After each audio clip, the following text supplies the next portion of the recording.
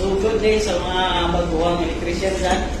Kung mag-IR kayo or insulation resistant test dito sa may mga washing machine, huwag kayong mag-IR dito directly sa plug.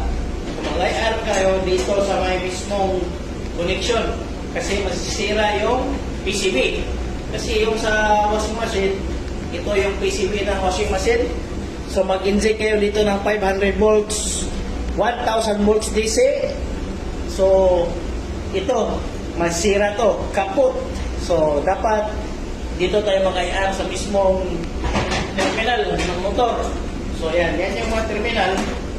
So itong terminal na to, ito yung power supply. So itong terminal na to, ito yung sa may drain.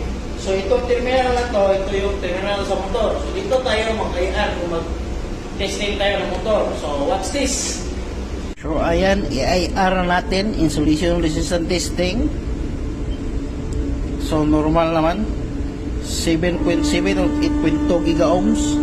So ito naman kabilang linya. Kita nyo yung kabilang linya. So ayan yung kabilang linya.